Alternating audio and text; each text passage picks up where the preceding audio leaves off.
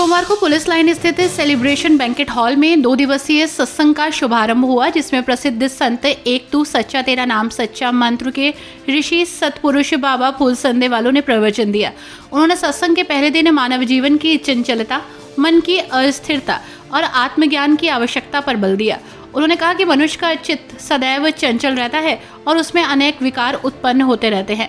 ऐसे चित्त में ज्ञान क्षण भर को ठहरता है और उसे स्थायी बनाना अत्यंत कठिन कार्य है।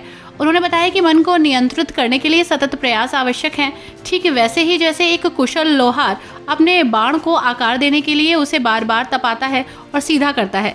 बाबा फूल संदेवालों ने समझाया कि जिसका मन अस्थिर रहता है और जो धर्म का आचरण नहीं जानता, उसकी श्रद्धा भी स्थिर नहीं रहती। ऐसे व्यक्ति की बुद्धि पूर्ण नहीं होती और उसे सुख की प्राप्ति नहीं हो सकती। उन्होंने कहा कि क्रोध मानव जीवन का सबसे बड़ा शत्रु है, जो बहुत ही अनर्थ करवा सकता है। जीवन में आने वाली अनेक आपदाओं और संकटों से आप बच सकते हैं। संत ने मनुष्य के शरीर को नश्वर बताते हुए कहा कि इसे एक घड़े की तरह समझना चाहिए, जिसे कभी भी नष्ट किया जा सकता है। चित्त को उन्होंने नगर में भटकने वाले कुत्ते के समान बताया, जो इधर उधर भटकता रहता है। उन्होंने जोर देकर कहा कि जो अपने मन को वश में कर लेता है, वही जीवन की सच्ची रक्षा कर सकता है।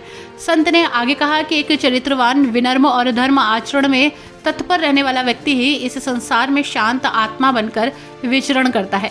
ऐसे व्यक्तियों की मित्रता देवगण भी चाहते हैं। उन्होंने कहा कि धर्म के मार्ग पर चलने वाला व्यक्ति कल्प वृक्ष के पुष्पों की तरह हमेशा सद्गुणों को ग्रहण करता है और अहंकार से दूर रहता है। अपने प्रवचन के अंत में उन्होंने एक संदेश दिया कि यदि ईश्वर के वचन को आचरण में नहीं उतारा जाता, तो वो मात्र एक सुगंधहीन फूल के समान होता है।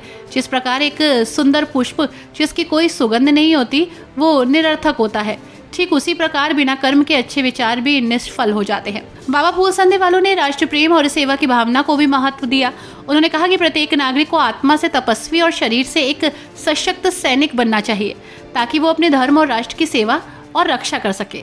उनके इस प्रेरणादायक उपदेश को सुनकर उपस्थित श्रद्धालुओं ने उत्साहपूर्वक सत्संग में भाग लिया और धर्म आचरण का संकल्प लिया। इस सत्संग में सैकड़ों श्रद्धालु उपस्थित रहे और उन्होंने आध्यात्मिक शांति और धर्म ज्ञान प्राप्त किया। कार्यक्रम के दूसरे दिन और भी गूढ़ आध्यात्मिक विषयों पर चर्चा की जाएगी।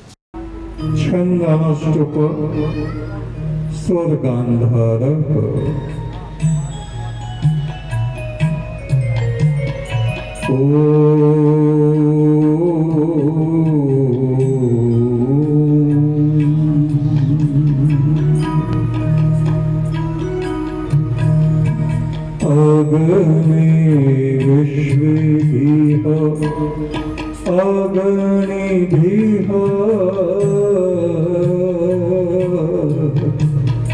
जोषे ब्रह्म सहस्कृत